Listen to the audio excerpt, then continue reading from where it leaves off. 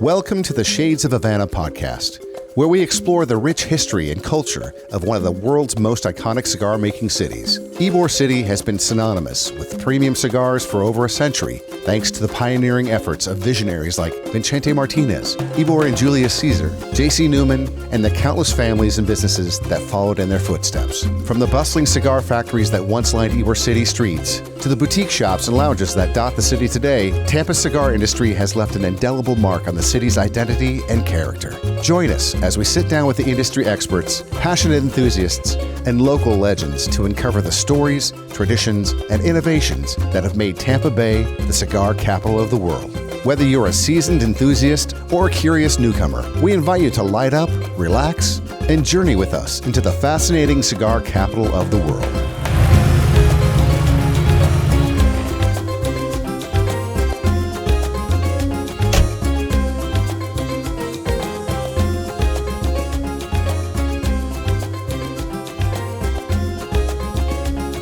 What are you smoking?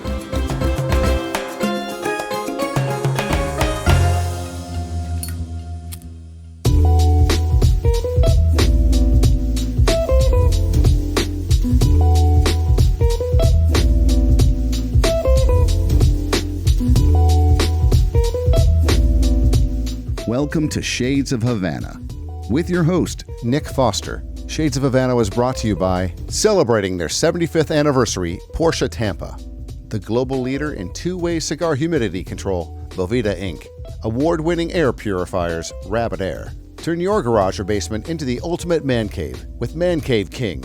When you're looking to purchase or refinance your home, fund your bliss at Bliss Mortgage. For the latest styles in golf and beach apparel, Fluke Apparel Company. And treasure awaits. Visit Tampa Bay. Hello, everybody. I'm Nick Foster. Welcome to Shades of Havana. We've got a great panel of guests here today. The guys are going to go down the line and introduce themselves. We're here at the historic J.C. Newman Cigar Factory. It's a pleasure to be here. Everybody's been a gracious host, and we're happy to be here. And we're going to learn a little bit more about our guests. My name is Erik Arroyo, and I'm an attorney. I'm from Sarastoa, Florida.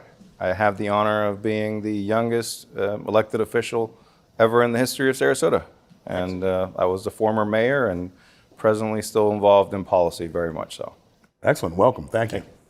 Bobby Newman, J.C. Newman, third generation cigar manufacturer, and happy to be here. Thrilled to be here. Gene Haines, retired police officer, 28 years, and now I have the fun job of being the production manager here in J.C. Newman American Room of the hand rolling department. Excellent, thank you and welcome. So, Erik, I know youngest elected official, you were saying a little bit before, did you smoke cigars in office? I did. Yeah? I did. I smoked a lot I was kind of known for being the guy that would take cigar breaks. I started a cigar group every Wednesday. It's still going strong. 4 o'clock, it was like 4 of us would get together and we'd get a table and, small table. And then more people would come and then they would have to just pile on, chairs, and it would be like, we'd have like 20 people having, maybe 1 or 2 conversations all at the same time. I mean, cigars brings people together. Yeah, excellent. And that's one of the points of this show that we love to reiterate, is that it's all about a community. It's all about bringing people together. It's all about sharing stories. And, I'm sure we've all solved the world's problems 5 times over a cigar. It's great to hear you were able to do that in office. Memorable times over a cigar. Did you find it was easier to kind of have conversations with some people you disagreed with over a smoke? Absolutely. Yeah. There's two ways, I think, to really connect with people and talk about anything, including politics. It's a long drive or smoking a cigar. There you go. And one particular instance that I can remember is there's these 2 individuals, 2 developers that are kind of feuding with each other. And one of them, it's about water's like leaking down, leading into the property of the other. And for whatever reason, they couldn't resolve it, right? And one of them represents an association. It's, dozens of people involved. Well, I invited one of them into the cigar room, and then I invited the other one, and they didn't know that they were going into the cigar room, and it was kind of awkward at first, but one of them is smoking, the other one isn't, but you know what, I'm smoking and the rest of the group is smoking. We just started a conversation. We were talking about life and politics in general. And then towards the end, I basically we didn't even talk about the case. We just, it kind of alluded to the fact that together we can accomplish more than alone if we work together on certain cases, because you don't know what's coming next year, and you're going to need your neighbor to come and work with you. So by building that consensus, we can get things done. Case was settled right then and there. There you go. That's excellent. And Bobby, thank you so much again for having us here. Our pleasure. It's been a great afternoon, morning, and the hospitality you've shown to us and the insight we've gotten into the cigar industry has been great. How do you feel this industry in particular has impacted Florida, Tampa? I know you might have some ideas about Sarasota as well, but how do you feel it's impacted the state, and what's a little bit of the history? Well, the first known year that tobacco was grown in Florida was 1829 in the Quincy, Florida, Havana, Florida, which is outside the capital. And people ask, was that cigarette tobacco? Well, actually, cigarettes did not come into until really after World War I. During World War I, the American Red Cross sent our doughboys, the American troops. They sent them packages, and they had cigarettes in there. So we had this whole generation, millions of American soldiers left America as cigar smokers, and they came back, many of them as cigarette smokers. But so you talk about impact, how industry has impacted an area. Tampa, when Ybor Martinez, I can talk about Miami real quickly and also Tampa, but Martinez Ybor brought the entire industry up from Key West in 1885 here. Tampa was a little sleeping village had a population of a little over 700 people. And he brought this new industry to Tampa, and this place absolutely exploded. And it was great. Tampa has one of the few deep water ports. So we could bring, long before containers, obviously, we can bring ships in. The harbor is maybe 10 blocks from here, from Ybor City, where we're sitting. And it brought in jobs, thousands of jobs. You had people from Cuba, people from Spain, people from Italy, and you talk about a group of eclectic society, and everyone got along as far as we know. Sometimes you have problems in your own family, but it changed the whole course, the whole face of Tampa. And it's funny, people, because of what the embargo in 1962, many of the Cubans, as you know, fled to Miami. A lot of the cigar folks, the ones at Castro, I know this is a public forum, but the ones that were not shot by Castro's group, because if you didn't give up your land or your business, that's it. They ended up going to Spain. Many went to the Canary Islands, and they started all over again. The Tobacco Garcia group, Benenji Menendez was there. But a lot of people fled to Miami because Miami was a lot closer, obviously, than Tampa was. And that's how Little Havana started. And but cigars have been a tremendous influence in the entire state of Florida since 1885. Excellent. And thank you. And you're a great steward of that history, and thank you for sharing that with us. You're welcome. And then, Gene, I know transitioning from one job to this, from being a police officer to being here in this room and overseeing everything that's going on, how's that been for you? I couldn't have asked for a better retirement job, Nick, honestly. And to be welcomed by the Newman family, it's like a second family now. So, they trust me with their products up here, and they trust me to do what's right. And so far, it's worked out well for the first year. Excellent. And what are you getting into the wrappers, the binders, the fillers, getting into some blending a little bit? I am. There's still a lot to be learned, right? I mean, I talk to the Newmans all the time, and it's still an ever-growing process for them. So yes, for me, I'm still learning. I'm getting the basics down, but yes, to learn the difference, how the cigar is rolled, and to learn how the filler and the binder and the wrapper goes on it, and the science and the art behind it, right? To watch these guys work every day behind me is just amazing. Yeah, and it's funny you should mention that as an art form. I've traveled to Honduras. I've seen the whole process from scratch. I have a cigar roller in my store, and it's almost like a choreographed dance watching a cigar come together. It's a very beautiful thing to see.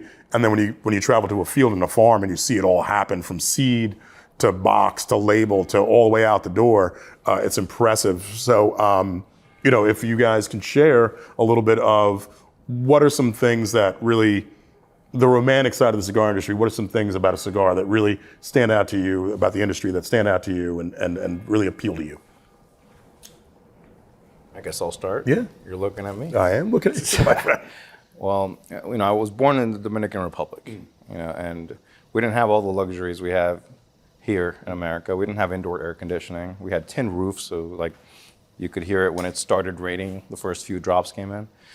We didn't have air conditioning. My first warm shower was in America, and so I grew up there. And one of the earliest smells that I can recall was people rolling tobacco. I remember I was playing, it was very hot, and there was this hut where there were people rolling. There's nothing to do. There's no TV.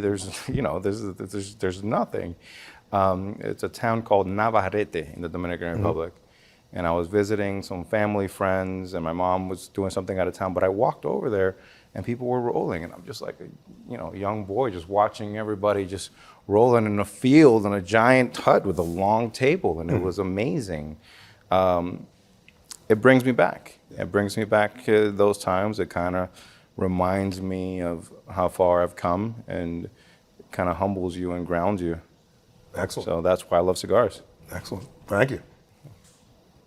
And I would ask the same thing. I would say, I know you're around it every day, but really, is there one part of the process that really you see in a romantic light that you look at and just go, I love that part? To quote my other brother, Carlos Fuente Jr., in 1988, we did a first cigar dinner together in Sarasota. And someone asked Carlito, this is before he became famous, before the cigar boom, and Carlos Fuente said, someone asked Carlito, what is your favorite cigar? And he thought about it and he said, how can you pick among your children? Yes. So that would be almost my answer, because I love it all.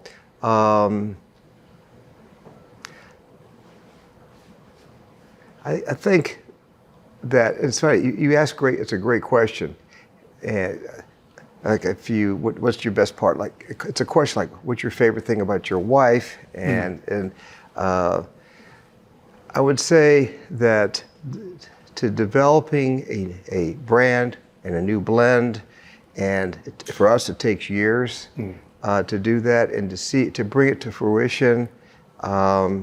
It's like having a child. I got married very late in life. I had my first child at 43, and to see a child develop and to become a man. I have 2 boys, or become a young woman. It's that to me is the most exciting thing. Excellent. So, and for you, Jim? So I think for me now, being in this job, it gives me a different perspective on it from being just a consumer and coming into this. And I see the people that come through here every day, and whether they are a cigar smoker or not, they come here to look at the history of the building, but then they see the detail and the work that goes into a hand-rolled premium cigar. And they're in awe. And it just makes you realize what a great industry that I'm working in now. I've gone from the consumer side of it to now being in the business, right? And it's just great to see people admire the work that goes into these, and they realize that it's not, just something, you smoke a cigar. There's a lot of work behind it, whether it's the rolling, the packing, the cellophane, the banding. Everything about it is hard. You're smoking the Angel Cuesta. Yeah. There's 3 bands on that cigar, Yeah. and that's a lot of work. And these ladies put in a lot of work in that. Yeah, and I think I agree. And I think for me, when I saw little seedlings, and then I saw people harvesting tobacco out of a field, and then I saw them hanging it hanging it in the rafters, and then I saw the ladies sorting it and sorting it again and sorting it again, because I see the rolling all the time. So when I saw that upfront work, to me, that's when it really came together for me. I said, wow, this is really a beautiful process that starts out very small and has a lot of people involved and takes a lot of work. And I gained a new respect for the industry as a whole when I saw that. Absolutely. So, and you know, Erik, you alluded to earlier about cigars bringing people together.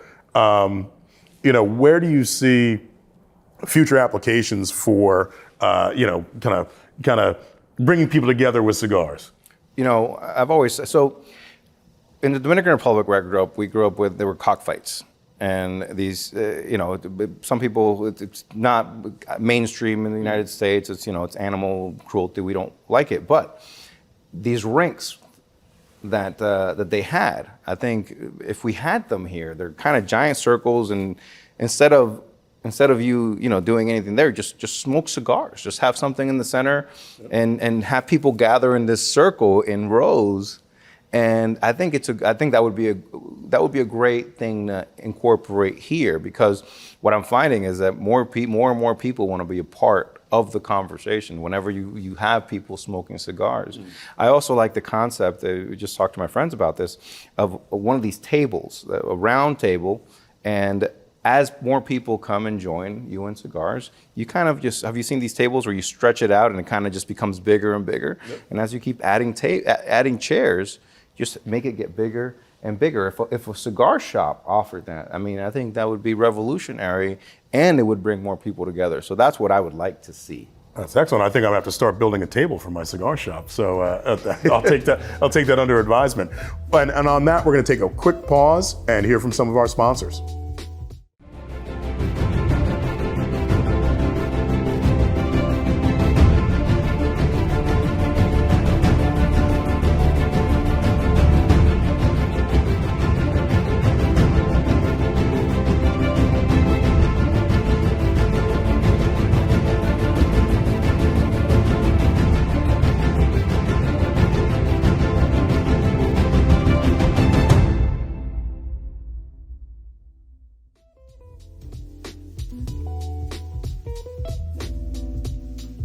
Shades of Havana and Cigar Journal thank you for celebrating and watching our historical J.C. Newman 128th year anniversary series. As a sign of appreciation, we'll give you a 1-year free subscription to the digital magazine. Access the best information on the global cigar world at Cigar Journal. Scan the QR code and apply the coupon code SOH23TAMPA prior to checkout.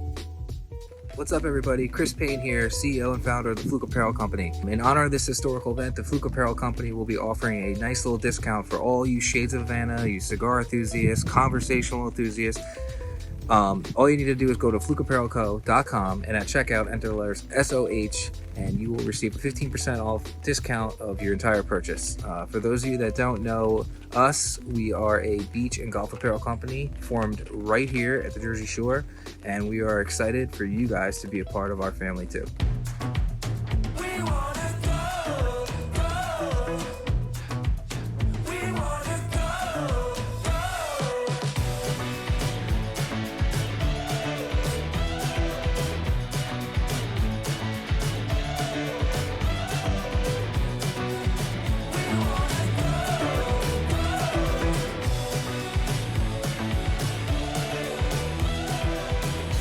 Visit Tampa Bay. And, you know, Bobby, to that point, I know we're talking about bringing people together, and got to speak with some of the folks here who do some of the events, and great events. Talk about bringing women into the fold, talking about expanding the customer base by introducing more people to cigars. Where do you see that going in the future of the company? I never believed I'd live long enough to see the interest that there is in cigars. The boom from '92 was because Hollywood brought the people out of the closet, which I know means different things, but respectfully. But that was like the Cabbage Patch syndrome. It was from '92 to '97, it was over. But when it stopped at a much higher level, from 100 million imports to over 300 million imports, it's settled in. But what's in this factory, we had over 10,000 visitors last year. We had 22 weddings. We had to stop because the weddings are hard on this. There's a lot of wear and tear on this factory. And one of the last, I don't know if you were here for it, Gene, but one of the last weddings we had, I guess it was in December, to show you how far things have come with cigars. First of all, to have a woman wanting to come to a bride to a factory where my brother and I grew up in the area where if you brought even a cigar up before you lit it, if you're with a woman, they say, don't, or if they smell, get away from me type thing, to now where they're offering men cigars. But the cigar culture is going in uncharted waters, not only in the United States, but where Reinhold's from, in Europe, in Austria. And from what we see, it's very, very close. The interest in cigars. And I would tell you that I think what primary, besides we talked earlier about COVID and how it brought new cigar smokers in and women, but I think one of the primary drivers of the premium cigar industry has been the internet. And I remember being in Spain, and 10 years ago, we go to Europe every year minus the COVID years. And we've been going to Europe because my father brought Cameroon tobacco in the United States, and he started taking my brother and I in 1970 to Europe to a world auction. And you could not give away, you could give someone $10,000 and they would not take a non-Cuban cigar. Wow. I remember being in Spain with our importer, and every year I went back, and again, we love everybody. We love the Cubans, we love the Cuban people, the Dominican people, the Honduran people, the American people. But every year I saw in these retailers, there's more and more room being given to the New World cigars. The people in the EU call the Cuban cigars the Old World. They call the cigars from Honduras, Dominican Republic, and Nicaragua New World cigars. And I asked the owner of the shop in Madrid, I said, why is Cuba losing the shelf space? He said, his opinion, because the new generation, they're so hungry about information. If they're interested in cigars, you go on the internet. You can get yourself self-taught. So there's videos on YouTube and so forth. And I see long term, I'm very bullish on the industry, not only in the United States but worldwide. Despite Canada, where you can't, it's a dark and so forth. Canada is one of our largest importing countries, despite it being dark, and where all the packages look the same. But I think that you may think I'm crazy. We don't talk politics. I know this is a public forum. Two things. I think whether you're Democrat or Republican, Elon Musk may be the only person that could save our republic, because now you have a social Twitter. You can have two voices. You can have pro and con, a Republican and a Democrat, and an independent, where before it was squashed. And with cigars, if we could get all the Democrats and Republicans in one room, put them in, give them some whiskey or whatever their favorite beverage, everyone sit down for a cigar, and you can't rush the meeting, and give them a 6x60 or 7x60, and just kind of talk about what you were talking about, because this is one of the great equalizers. You think about all the challenges we have in our country, and we talked about this earlier. If you're black, if you're white, if you're Hispanic, if you're a Muslim, if you're Jewish, if you're whatever, you put two people in a smoke shop, and it doesn't matter. And right away, you're friends. You got a lot to talk about. Yeah. And so I'm very bullish long term on the industry. Excellent. Let's do it. I'll help you clear out some of the tables. We'll get them all in here. We'll work it out, and they can reduce my state taxes while we're at it. I would love to have that opportunity. Believe me. A little cigar summit. I like it. So, Gene, now that you work here and you walk into a cigar shop, how is that different for you now? What are you looking at now that you never saw before? I'm looking at where the J.C. Newman cigars are. Exactly. That's the right answer. That's the right. Give that man a raise. Yeah. But what are things that maybe you notice about construction or wrappers on cigars? That's part of that's part of what I'm still learning by being able to look, at the foot maybe and seeing how the The cigar was constructed by looking at Yeah. the foot. But the honest answer, Nick, is I still just enjoy a good cigar. That's great. I'm trying not to, deconstruct everything. I don't want to get too scientific with everything I smoke. Maybe it's part of me just leaving that at work, right, and then just Yep. enjoying it home. But it's funny when I started smoking cigars. It's like almost full circle. Like when I was working the beat in Ybor City in 2000, that's when I started smoking, and here I am back now. I'm working in Ybor City in a cigar factory that manufactures the cigars. I do have a lot of police officers who are very good customers of mine, and I know they may or may not have humidors in their cars from when they work at night. So May or may not. May or may not. Travel humidors are a blessing. I can neither confirm nor deny that. I will confirm for you. Yeah. Oh, there you go. And what are some, for all of you, what are some of the best moments of the day or the week that you enjoy a cigar in? Every Wednesday, 4 o'clock, I get my group together. Yep. I can go in there usually between 2 or 4, and people just start rolling in. And, we have people come and go, part of this table. Mm-hmm. And sometimes you get 20 people, and you always get at least 4. Mm-hmm. And we talk about everything. Like you said, it's the great equalizer. It's kind of like, not really the same, but kind of, you can talk to strangers. It's like a barber shop, right? You walk in and everybody just talks to each other. You just become a part of whatever conversation is going on, which is great.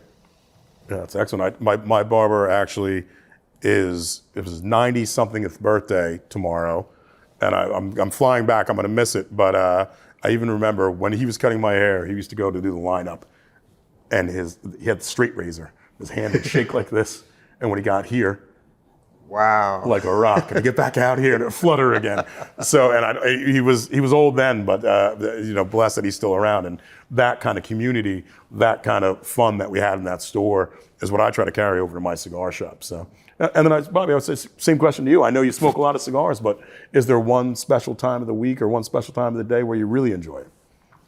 Yeah, we bring in a lot of cigars every week here. And so we take random samples to make sure kind of a quality check, a semi-quality check. But I'd have to say, after even we can, this is a factory, you can smoke anywhere you want to, but we want to be respectful of the people here too. But love smoking in meetings, in a conference room or my office.